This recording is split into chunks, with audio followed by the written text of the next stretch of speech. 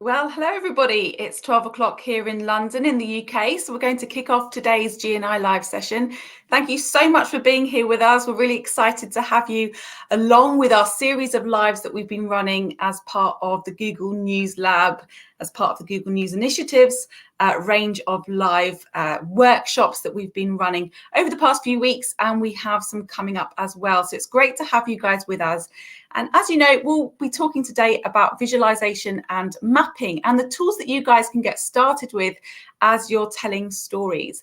But for those of you that don't know about the Google News Initiative, you haven't really come across us before, or you haven't had any workshops from us, the Google News Initiative is Google's effort to build a stronger future for journalism. So my role as a Google News Lab teaching fellow focuses on the first of those three E's that you can see there, to elevate and strengthen quality journalism. So I work with journalists around the UK and Ireland, and I have colleagues all over the world, and we teach journalists how to use a series of tools that can help them in their storytelling. Everything from researching information to verifying that information and debunking claims they find online, and to visualizing information in exciting ways. Now, the other three areas of focus for GNI, as you can see there on the screen, are evolving business models through programs such as Subscribe with Google, and empowering news organizations through technological innovation. And this is mainly achieved through our regional innovation challenges, as well as our development of tools for journalists. So we work with journalists in a variety of different ways. So it's great to have you here with us during this session. Please stick around to the end. I've put the feedback form link in the chat as well. So do let us know what you thought of the session, and you'll have access to another document with all of the links that I'm going to be speaking about today. So just before we kick off, this is our website, is g.co/news training. And on that website, you'll find access to a range of free training courses that you can get started with that teach you all about the tools that we recommend to journalists. So you can just head over to there and stay up to date with all the latest tools and workflows for finding and telling news stories.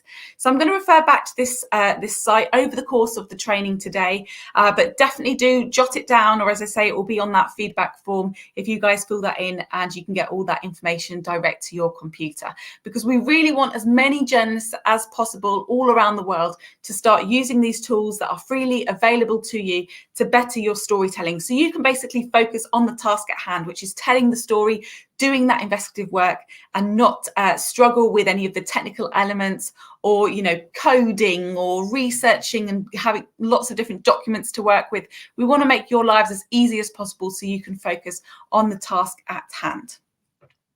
We also have a Google Journalist Studio. So really what the Google Journalist Studio is a collection of tools from Google for reporters. So these tools are there to help you do your job more effectively and securely. And occasionally we even help you become more creative as well. So definitely worth checking out our Google Journalist Studio there, which will take you direct to the tools that you need to tell stories more creatively and effectively. But without further ado, let's get on to today's session on mapping and visualization. So as I mentioned, my name's Caroline Scott. I am the Google News Lab Teaching Fellow for the UK and Ireland. It's a very exciting role for myself because I get to meet so many of you guys and working on different projects and helping you in your roles to basically use a variety of different tools that will then help you to, get the story out faster, more engagingly, creatively, and basically helping you out in your day-to-day work as well. So in today's session, we're going to be looking at Google Earth, including its brand new shiny time-lapse feature. We'll also be looking at Google Earth Studio and map options within data visualization tool Flourish. So there's lots of exciting things we're going to cover today. But why use a map? Why would we even use a map in our storytelling? Because, we use maps every day to go from A to B. But as journalists, as creative storytellers, why do we think we would do that? We could use a map for, of course, finding how long it would take to get to a certain place. But as storytellers, we can use a map to add context to our story, to help our audiences understand the story they're looking at, to visualize that story in form in front of them. And we can also use maps to bring a narrative to life, to make our content more exciting and engaging for those people that are maybe watching content on social media, whether they're watching a news bulletin and you need to visualize some information there, or whether you just want to break up a long form article with that visualization and make it more understandable to your audiences. So let's kick off by talking about Google Earth. Now, I'm sure a lot of you will have used Google Earth, at school, or maybe just playing around and traveling around the globe. Well, today we're going to be looking at the web version of Google Earth and how you can use it in your newsroom to make your content stand out. So this is Google Earth. And of course, one of the newer developments in storytelling in 2021 is the ability to use the Earth that we live in and use all the images that we have of this Earth as a canvas, to tell interactive stories. So not just placing a picture within a story, but actually placing a variety of moving images that can really add that context I was talking about earlier to the storytelling that we've got. Now, Google Earth goes far beyond a regular map that you might be used to embedding in your stories or articles, because Google Earth contains satellite imagery, aerial photography, 3D topography, geographic data, and street view to give you all of that content that's so exciting. Now, over the past 15 years, billions of people around the world have turned to Google Earth for the broadest view of our planet. Now, I'm sure you guys will have been exploring the world yourself, looking at Mount Everest, at flying over distant cities and landmarks, or even just exploring your hometown. I know I do that as a lot. You've got the whole world to explore, and using Google Earth, you go and look at your own house. Look at the car in front of your own house and sit and see what it's like, see what's being captured on camera. But of course, we can visit all around the globe. We can fly to different places. We can look at different nooks and crannies that we'll never get the chance to go and see for ourselves. So Google Earth is really making the world smaller and bringing all that content to us that we can see. But ironically, it's almost making it more vast because we can see and travel around the world and see what's just outside of the places that we're more familiar with. So Google Earth is free to use. It's web-based, so there's nothing to download. You can find it at earth.google.com/web, and it now supports creation tools. So you do not need any coding in order to use Google Earth.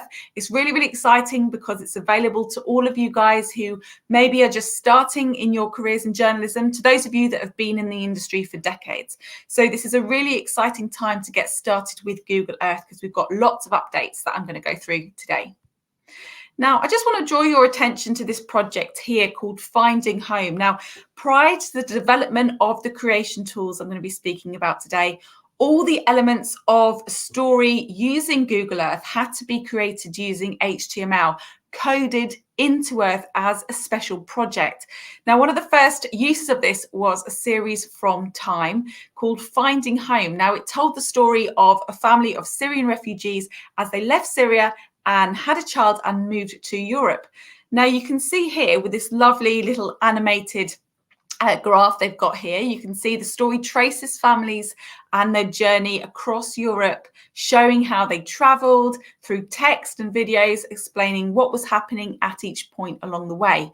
So you can tell if you're an audience member and you're looking at a story and you're just reading long form articles after long form articles, that can get visually very boring, in terms of hooking your audience's attention. So by adding these visual, exciting graphics, what we're able to do as storytellers is to really engage our audiences over a length of time and to bring them into stories that they might not necessarily have engaged with without. So using Google Earth creation tools, it's now possible to increase our level of interactivity with our audiences, of course, without any coding. So we can add lines, we can add points of interest, and we can either highlight whole areas for our audiences to look at. So you can go there by going to earth.google.com/web. And I'm going to jump into the tool now. I'm going to show you what it looks like. And then in your own time, you can go and have an explore, because it's absolutely mind-blowing once you jump into the tool, exactly what you can do within it.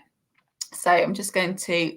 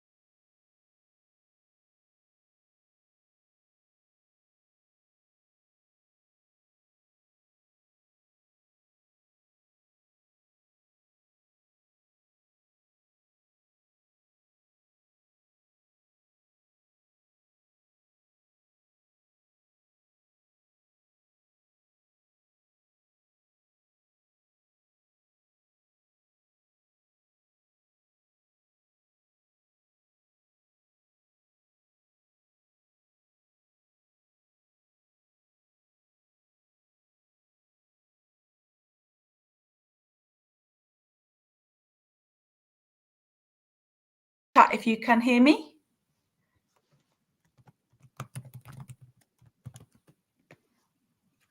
Let me know in the chat if you can hear me. We might have a problem with the audio. If there is a little problem with the audio, okay, brilliant. You can hear me now. Fantastic. Okay, let's keep myself on screen there so you can hear me just in case. Fantastic. Right, so what I was saying there is that when we jump into the tool itself, I'll just go back and show you. If we click on this Voyager icon that you can see on screen, and I tap that, you can open up into a variety of different projects. Okay, so all of these different projects are made in Google Earth, and you can go and explore. So I can tap into any of them. So I've just tapped into the sky-high Ferris wheels around the world. And basically we can use this Google Earth technology to go and explore. So if I click here, start exploring, you can see that it's going to take me to a variety of different locations. So the first is High Roller, building the world's largest Ferris wheel. And I can tap in between all of these objects, and it's going to just take me direct to these locations. So now I'm in Melbourne Star Observation Wheel, and I can look at this Google Earth imagery on the left-hand side of the page here, and I can use my mouse or my cursor to move around. So as you can see here, I can tap that screen, I can move left and right, and I can hold down Shift and use the arrows on my keyboard to have a look around and move around. And I can just jump between the projects. So this whole project is showing me sky-high Ferris wheels around the world. So I'm going to tap to my next one now, which is the London Eye. So now I'm in London, and you can see I've just jumped to London, and now I can see a beautiful view of the London Eye here in the city. So you can do this with all of the different projects. You can go in and between them, in and out. So now I'm in Singapore Flyer, and let's go there. So just traveling around the world using Google Earth is just really exciting in itself. Now, you guys can make these projects within your own newsroom as well. So you could be working at a travel publisher, maybe the top 3 places to visit in your location, or maybe you want to show where certain events happened. Maybe there's a marathon coming up and you want to show the location of that marathon, for example. You can use Google Earth imagery to do so. So outside of all of these different projects that you can explore within that Voyager tab, you can basically have a look around and investigate these for yourself, or you can use Google Earth as a whole. So let me just jump out of this story. We can use some of these options on the left-hand side of the screen to explore Google Earth for ourselves. So in this search tab on the left-hand side, I can click any location in the world and I can go and jump to that. If there is Google Earth imagery, I can go and see that straight away.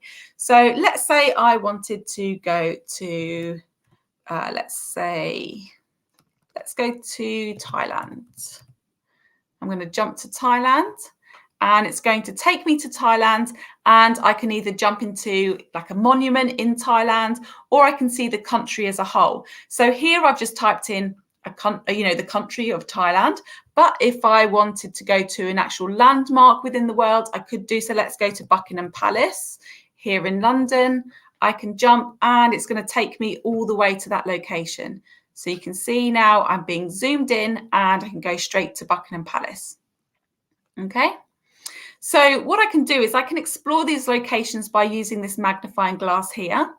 Or what I can do is I can tap this icon here, which is quite fun. It says, I'm feeling lucky. We can jump to a random location in the world. So now I can go to Natick. It says here it's a town in Massachusetts. Or let's tap it again. Let's go somewhere else. And now I'm going to Parco della Cascine, probably butchered the Italian language there, but you can see there I can jump to that park in Florence in Italy. Okay, so that's one way we can go and explore different places. What we can also do is we can change the style of the map that we're looking at. So if I tap here on map style, then I can change from a clean map to an exploration map, or I can tap to everything where I get lots of different borders, labels, places, roads, transport, landmarks, and water. So I can go and jump in between all of these. So let's go to clean. I think that looks quite nice here. But what you can also do is you can measure the distance and area between objects using this ruler function at the bottom. So you can have between one point and another point, which you can use the ruler here, and it will tell you the distance between them over here on the right-hand side. So that can obviously be useful if you're working in investigations and you need to know the difference between, let's say, buildings or by points of interest, and you need that for the work that you're doing. But for now, what we're going to do is we're going to jump in and create our own project, because for those of you working on a story, you might want to have some visualization to accompany your story. So what we're going to do is we're going to move over to this left-hand icon here called Projects. And we're going to tap on that. And you can see we can make a new project by opening one that we've worked on before, or we can create a new project. So we're going to create a new project in Google Drive. And you can see here we can create our own project that we can add our own places of interest to. So it's an untitled project. So I'm going to tap on that, and I'm going to say, let's say a tourist in London. Okay, we can give our project a description. So let's say 3 of the most exciting landmarks to visit in the city. Okay, so we've given our project a title. We've even given our project a description. And now the thing to do is to add a feature to our project. So the features to our projects are basically places in the world. So we can either have, the overview of an aerial view of an area, or we can basically have snapshots that the public's taken. So I'm going to show you how to do this. So we're going to go to New Feature, and we're going to search to add a new place. So we're going to tap on that magnifying glass there. And let's say the first place that we want to add is Tower Bridge in London. So we're going to go to Tower Bridge. So you're going to type that in, and you're going to tap on the results that come up. And you can see now that the map is going to take me to Tower Bridge. Okay, so we have our Tower Bridge within Google Earth, and we can just add this to our project. So on the right hand side, we can see it looks beautiful. We can either zoom in, or we can have a look at this map from a different perspective. So I can hold shift down. I can use my arrows to look on top of the bridge, or let's say that's quite nice, isn't it? So we can see all the bridge in its entirety. And we can just add this to our project on the right-hand side. So I'm going to click Add to Project. And the place title is there called Tower Bridge. And it's added to my project, A Tourist in London. So I'm going to click Save. And now I've got my first place within my project. Okay, so I've got Tower Bridge. I'm just going to keep on doing this. I'm going to add about 3 different places. So let's say, I mean, everybody loves Buckingham Palace. So let's go to Buckingham Palace. And that will be my next tourist hotspot for the first time London visitors. So you can see I can either just add this to my project direct, or I can tap the map and I can use the arrows to change the view, as I've done before with Tower Bridge, of Buckingham Palace. Now, what I can also do is if I just minus this little information on the right-hand side there, you can see I've got this little man at the bottom. Now, I'm sure you guys would have done, you know, at school or when you're playing around with this, is to drag and drop this man onto my map itself. So those blue lines there, those are where Google Street View has actually taken footage from. And these little circles there, you can see there's lots of circles on the screen. These are called photospheres. So these are from users that have uploaded their content. So I'm going to drag and drop and put this probably on one of those Google Earth lines there so you can see. So, whoa, I'm zooming in. And as you can see now, I have this Google Earth imagery directly in front of Buckingham Palace, which looks lovely. Okay, as you can see, I can move around using my keys. So maybe I think that's probably looks quite nice with the lines there, doesn't it? So once I'm happy with this, I can add this as a snapshot. So I can capture this view. So, you know, this is from a user who's uploaded their content. So I'm just going to capture that view and I'm going to add this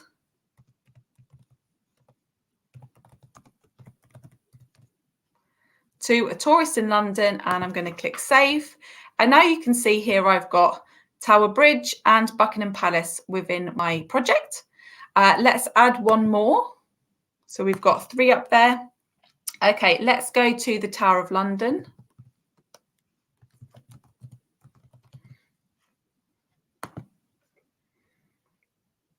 And you can see now I can zoom right into the Tower of London. Now, the Tower of London itself is quite large. As you can see, it covers quite a large surface area here on this map.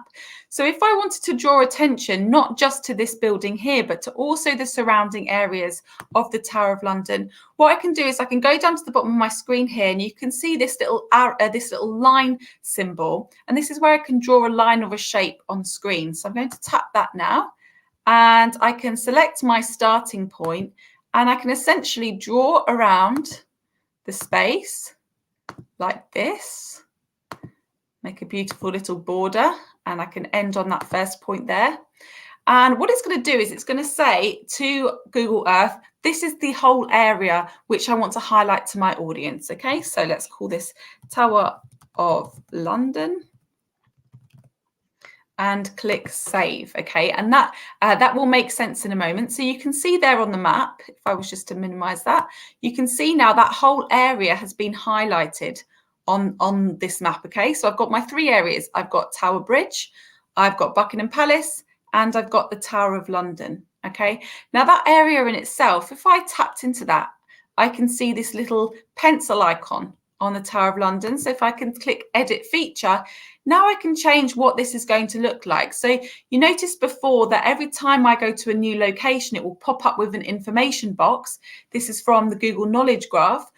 What it will actually do is enable you to edit this text that comes up on screen. So I can add my own photo of the Tower of London. I can change the title. I can edit my text points here.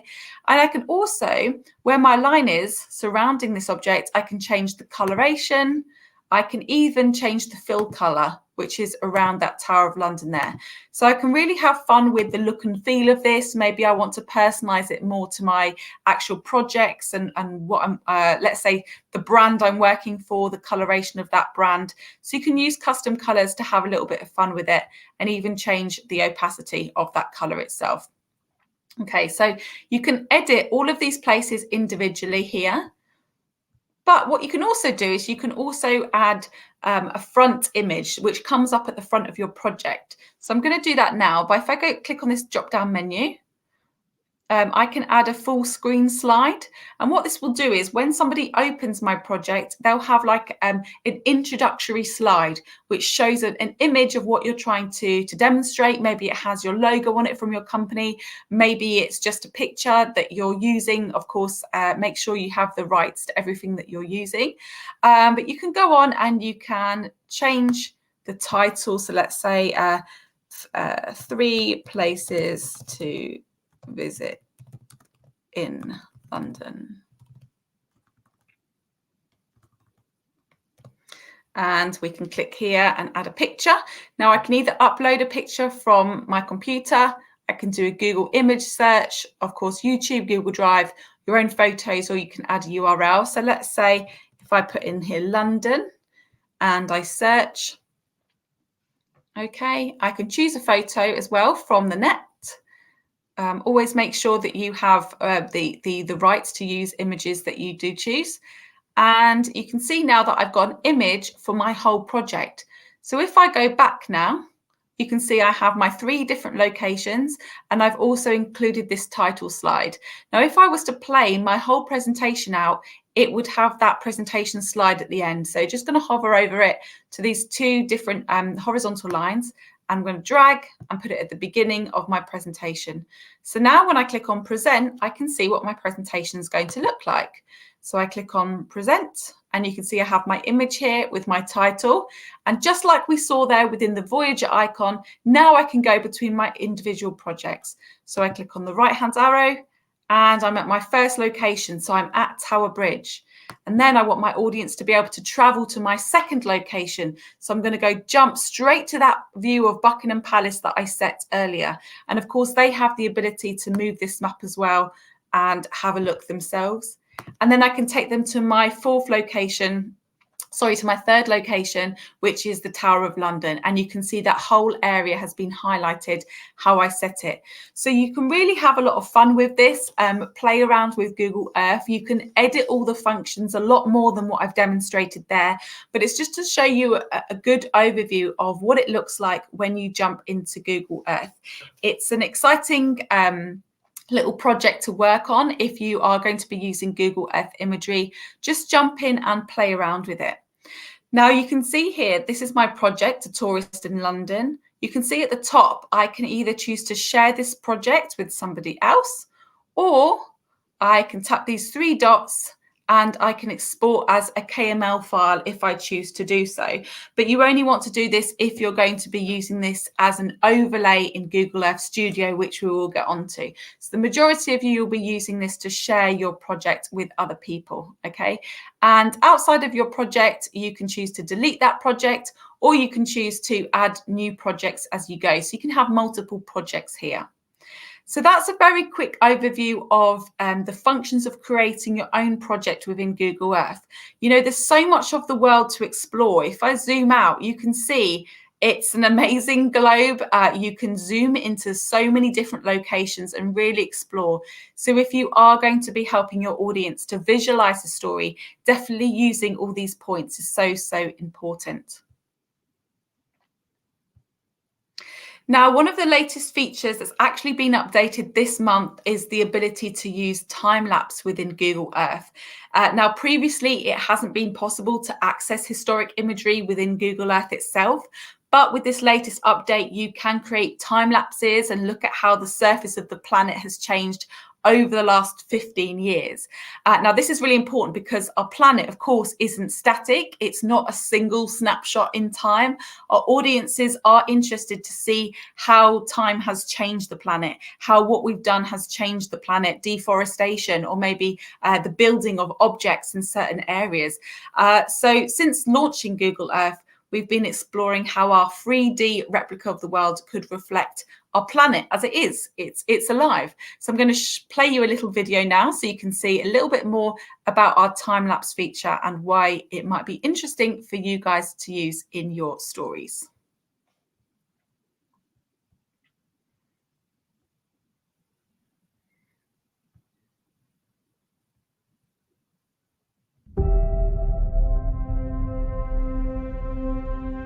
There's a place in our universe, a marble spinning in a vacuum.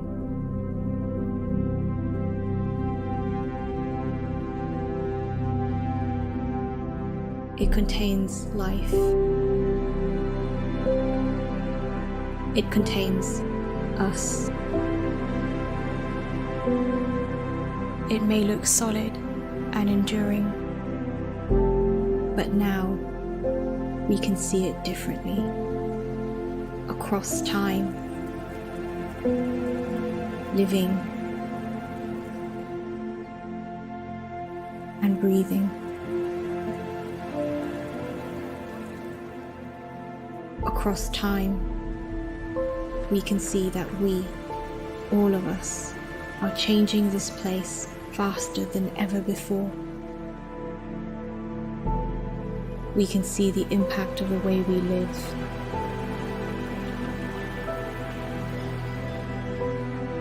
Of the choices we make.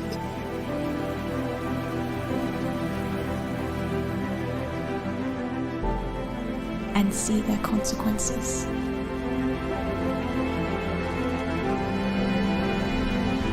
There's a place in our universe. How we decide to treat it today will determine our future. What will you think? What will you do when you see our world changing before your own eyes?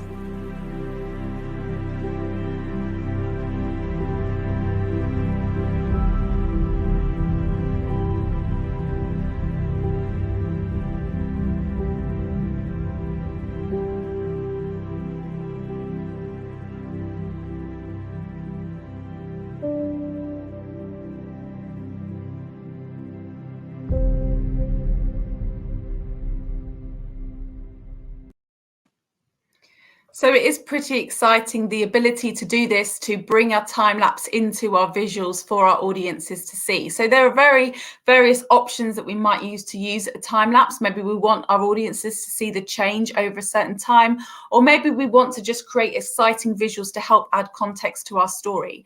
So working with the US Geological Survey, NASA and Time, Google released more than a quarter century of images of Earth taken from space, compiled for the first time into an interactive time-lapse experience, which you guys can now get started with.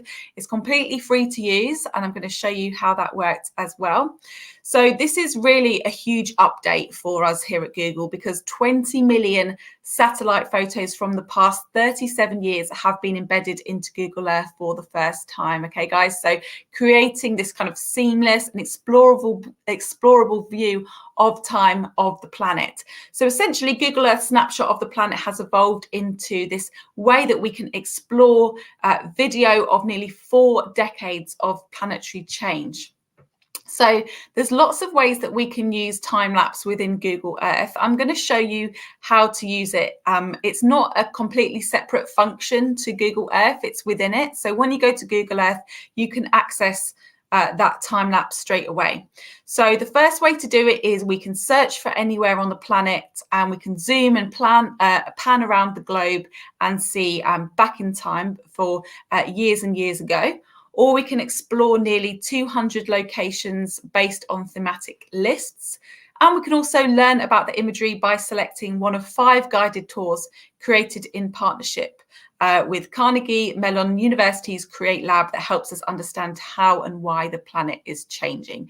So I'm going to dive in so that you guys can see what it looks like and how you might want to use it. Okay, so this is what Google Earth looks like. Of course, you guys are now familiar with it. We've seen it before. So there's various ways we can use it, and it's noted by this little historical imagery symbol that you can see here at the bottom. So that's going to be very beneficial to us as the time-lapse feature. So I can go here to search, and I can search for a specific place or a specific monument, and I can see different versions of that. So of course, if there's been some natural disaster and it's changed over time, or even just coastlines and imagery changing. So if I can put here, let's say London, and I search for London, the capital of England, because I'm here in London, you can see now I'm going to jump into London and see an aerial snapshot of here. And you can see there, that's the River Thames running through London, as you can see. So I'm just going to zoom in a little bit more. And you can see here on the left-hand side of the screen, I've got this little icon down here. So I can tap that. And you can see now I can go back and choose between different times. So I can go back to say like 2002. So what does our snapshot look like from 2002? 1995, for example. And if I were to play this by tapping this circular icon here, which says enable time lapse, you can see that what we're going to see is a video of the time lapse as it's unfolding over that time. Now you can see here at the bottom, there's a little wheel that's loading it up, 78%.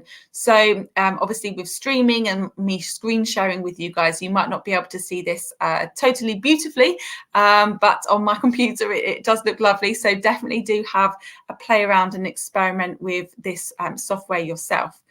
Now, over here on the left-hand side, do you remember when we went into Voyager earlier? We can tap into Voyager. And if I go to layers, you can see it says time lapse in Google Earth.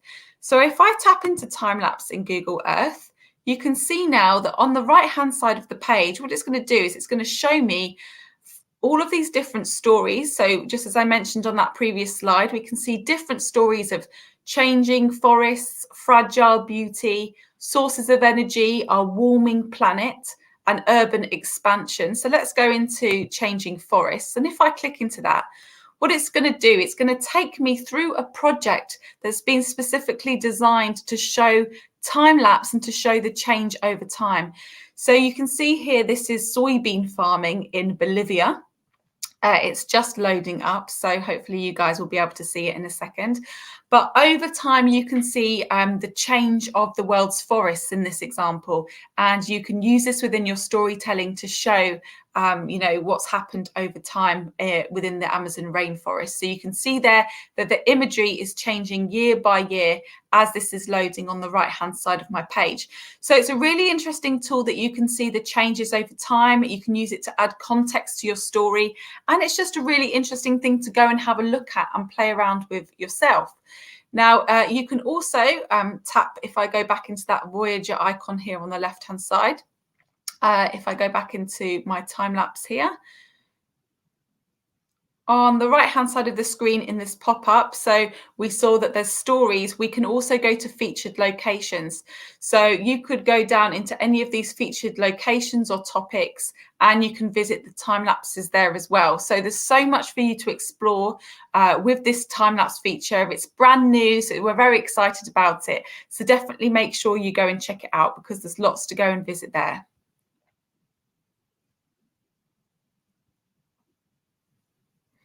We also have access to free, public and ready-to-use time-lapse videos that you guys can get started with. If you don't want to create your own time-lapse, you can dive in and you can download any of these time-lapses yourself.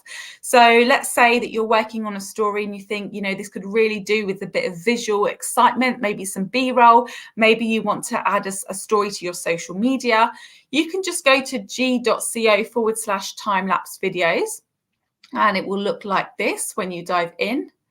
And you can see here you've got time-lapse video downloads that you can just pick and download the 3D or the 2D versions direct to your computer. So all of these are time lapses that have already been made for you. So it just takes a lot of the work out. So if you're not very comfortable with using Google Earth, or you want to just get that information quickly, you can. And at the top of the screen, you can see you can go through all regions. So let's say EMEA. We can tap into that. And what it will do is it will change the pictures that come up here. So you can choose, let's go to North America. And as you can see, they've changed again. So you can really have a bit of fun with this. Now, you do have to show attribution rights. So you just tap on that and it will show you how to provide attribution for the use of all these Earth time lapses as well. So all the information is on this site. If you fill out the form, the feedback form on the right-hand side of the comments at the top there, you can have access to all of these hyperlinks, so you don't need to write everything down. So it's there for you. So it's a really exciting way that you can basically jazz up your stories, and we would love to hear how you guys use them, within your everyday work as well. Okay, so the next tool which I'm going to talk to you about is Google Earth Studio. I find this as a videographer super exciting to talk to you guys about. It's absolutely amazing. It's an animation tool, and it's called Google Earth Studio. And it's essentially a web-based tool that you use by accessing via the Chrome browser. And it's a high-end tool that you can use to create broadcast quality video using Google's catalogue of 3D Earth imagery.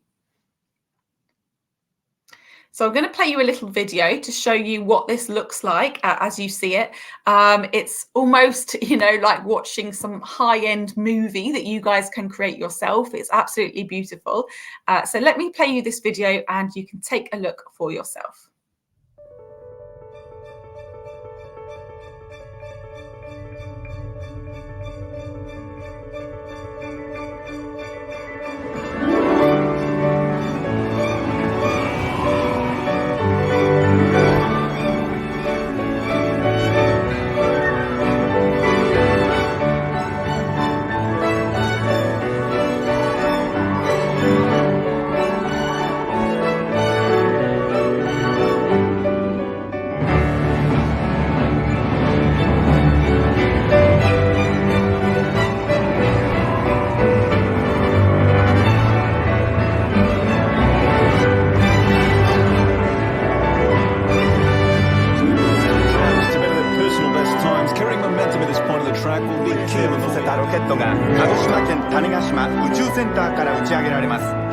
U.S. Women's National Team will be celebrating their record-setting third Women's World Cup trophy in the 5 boroughs, with a ticker tape parade later today in Lower Manhattan.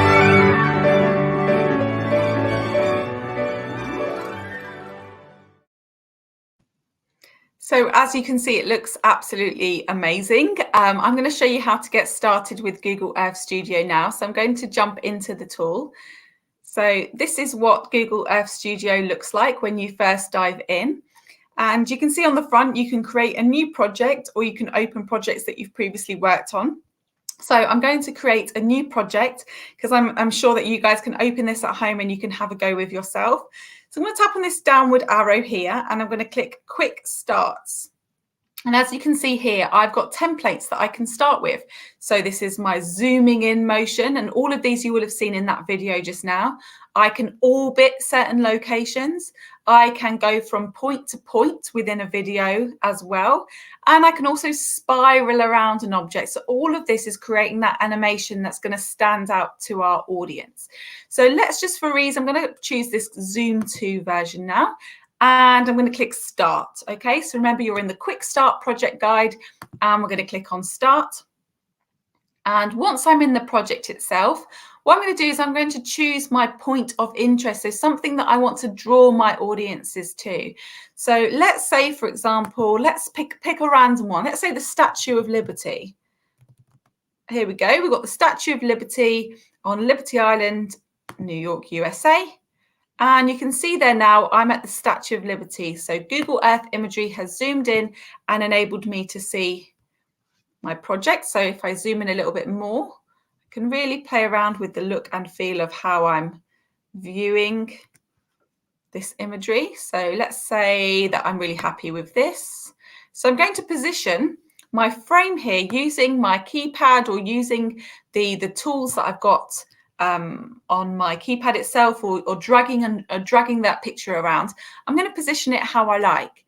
And then what I'm going to do is I'm going to click right on this green arrow and I'm going to show my starting altitude. So that starting altitude will show you how far away you want to zoom into your point of interest. In this case, it's the Statue of Liberty. So I can choose here how far or how close I want to be to that location. So I can choose, let's say, really, really far away or really, really close. And I'm going to click on Next. And you can see that what it's going to do is it's going to move my project around as to however I chose to position it. Okay, so you can choose whether you're going to zoom really far out or really zoom in. So let's go back and choose a starting altitude. Let's go back to Statue of Liberty here. So I'm going to go back to my Statue of Liberty. I'm going to place it however I like. So I'm going to use my pan, orbit and zoom controls. So let's say that, and I'm going to click on next. And I'm going to basically use this keypad here at the top, or I can use that slider down there at the bottom, and I can zoom out and position my first location. So let's say I want to zoom out on the globe, almost to start like that if I wanted something really dramatic. And I click next, and now you can see this is what my animation looked like. It starts from really far away and it comes down to that exact position that I placed it there at the beginning. I can change my animation length as well, so I can change it to say 10 seconds, let's say, and it will slow down and it will change that animation for me. Okay, so you can really play around with the length and how this looks and feels and just get a better feel for it. And when you're happy, you're going to click on this green arrow on the right hand side. And now we're in this editor. So for those of you that haven't edited video before, or this does look a little bit techie for you, don't get put off by that, because there's lots of ways that you can get started. So this red line here is your playhead, and you can see that it starts at 0 and it moves on as time moves on throughout my video. You can see now I can zoom in and out of my video as time moves on throughout my video, throughout all of these different frames. It's going to zoom, zoom, zoom, zoom, zoom, zoom into where I've set to go and look at that Statue of Liberty, for example. What I can do is I can add a keyframe to change the look and feel of my video as I'm zooming in. So over here on the left-hand side, you're going to see this keyframe, and that keyframe is in relation to the attributes that you see on this left-hand side. So you can see I can change the camera position, I can change the camera target, and I can change the camera rotation as well. I can also add attributes here as well, such as my time of day. So I can make it nighttime or daytime. You can add clouds. You can add ocean overlay and 3D build-in. So you can really, really get creative with this. But if you want to change the look and feel of your video, all you've got to do is you've got to place your playhead in a certain area that you'd like to edit. So let's say here. And let's say I want the view to be more like this at that location. And I'm going to tap here and I'm going to keyframe all those attributes. So now what it will do is it'll take into consideration that change as notified there by that spot there. So as I'm playing through, I'm changing the location of how I want my animation to look like. So you can really have fun with this and add as many keyframes in as you want. You can play around with this imagery. As you can see, it's just buffering a little bit at the moment. But hopefully when you guys do it on your own computers, you can see how this is going to look. And you can really have fun. So you can create those animations for yourself and really get started with them. So I'm down here at my Statue of Liberty, and I can add that keyframe in there as well, which is notified by these 3 points. So now when I play my point out, if I play this video from the beginning, and you can see that play icon at the top, I'm going to click play. It's going to zoom in and it's going to take note of all the animation that I've told it to do, the specific style and feel of my video. And you can just really play around with this. As I say, this does look a little bit long at the moment, so maybe if I had more time I would shorten this up. I would play around with maybe the feel and look of this, but here I've ended up at that Statue of Liberty of how I positioned it in the end. So it's a very exciting tool. You can render this out, and I'm going to show you how to do that. So if you wanted to use this as B-roll for a news story that you were writing about, you just click on render. And some of you will have access to render this as a video, as I do. Some of you will still only have the ability to render this out as an image sequence. But if you end up doing this, you can use video editing software to put all of those images together to form a video. If not, you can render this out as a video, which is amazing. It renders in the cloud. So you just change the name and add submit, and you will get an email when that has done that. And you can just download the video direct to your computer. So as you can see, it does take a little bit of playing around with it. You will need to practice with this tool a little bit, but you can create stunning visualizations and really get to grips with this new tool that's really going to wow your audience and make a big difference. So that's Google Earth Studio. Now, one example of how you might want to use this in your stories, even if you are not into video or you're not necessarily a broadcaster, you might want to have a look at this article here. Now, this amazing piece on Everest was made using Google Earth Studio and worked into the back end of the site to trigger as you scroll through the piece. So this is what the piece looks like. As I scroll down on this article itself, what you'll be able to see is when this loads is that this imagery in the background is actually going to move as I go through my story. So as I'm going through my story, I can actually travel across the mountains as I'm moving down into my story. So it's going to show me different areas within Everest as I'm watching it as a viewer. So this is going to really make my piece seem more engaging. It's going to make it stand out to my audience and going to keep them hooked to show them different areas of Everest, essentially, as they're going through. So it's a lot different than simply showing them a long form article. And again, it's different from showing them a video. You're using all of these different functions within to create our story, which is going to stand out to audiences. And those of you that are posting on social media, which is hopefully all of you, you can use this visionary to do just that as well. So definitely taking advantage of Google Earth Studio and what you can do within it. Now, our last mapping tool that I want to speak about today is Flourish Maps. Now, for those of you that haven't used Flourish before, it's a visualization tool that you can use to show data in a new and exciting way without the need to use coding or anything like that. Now, this is Flourish. So when you go into the tool, it's a free tool to use, and for working journalists, you have access to all the advanced features as well. So you can see here, I can choose from a range of different mapping templates that you guys can practice with. So I can get access. I'm just going to scroll down the page here. You can see I have access not only to line, bar, and pie charts, but I have also access to projection maps. I've got access to 3D maps and marker maps. So these are my 3D maps.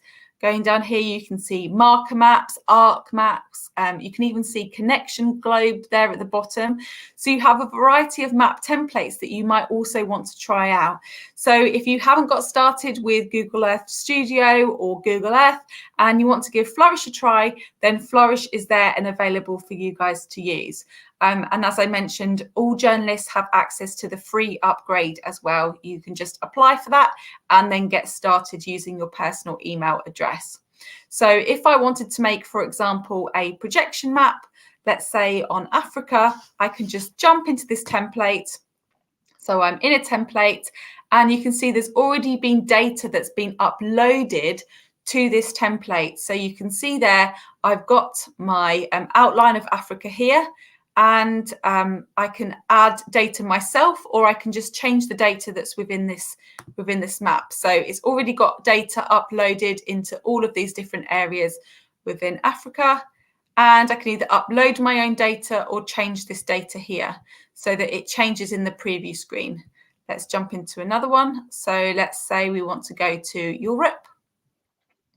And you can see here on the front hand side when it loads, I could basically change this data myself, or I can upload my own data into this map. So it's a really great way of creating visualizations that are a lot more exciting. So here is where I upload the data, or here is where I change the data in view and select what columns are going to be visualized within my main screen on the front end. Now, if you are using Flourish for the first time, it can look a little bit overwhelming, but I can assure you as you get used to it, it does get easier. On the right hand side, if I click the selected template, so I can click projection map, what it will do is it will take me to a blog post about that specific tool. So it will show me this template. So I've got a projection map. It will show me how to use the template, what that template is for, and what it can look like when you finish. So for example, if you were to do a story on, let's say, coronavirus around the world, you might have the amount of deaths that have taken place based on the coronavirus pandemic around the world due to contracting coronavirus. So you might have a map that shows that, for example. It shows you how to use the template, it shows you the data requirements, and it also comes with a video itself. Flourish has a range of videos on its YouTube channel that you can dive into, and they'll do workshops on individual templates and how to upload data. So if you are nervous about using data, then Flourish is a really great tool to use, and you can create all these amazing visualizations that you can share online with other people as well, to help you tell your stories in better and more effective ways for your audiences. So don't be scared of using data, of using maps. There's tons out there for you. So we've got Google Earth, we've got the time-lapse feature in Google Earth, we've got Google Earth Studio and Flourish Maps. Now, if you want to stay up to date with the latest tools and workflows of any of the tools that I've spoken about today and more, just head over to our website, g.co/news training, where you can, as I mentioned at the beginning of today's session, you can have access to lots of different training. Make sure you fill out our feedback form at the top of our comment section, and you'll have access to a document with all the links that we've spoken about today.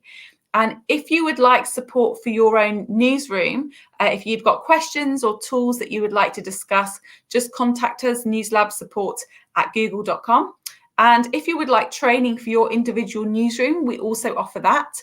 I'm here for the UK and Ireland, or if you would like it in another language or you're from another country, then we also have teaching fellows that speak a range of languages as well.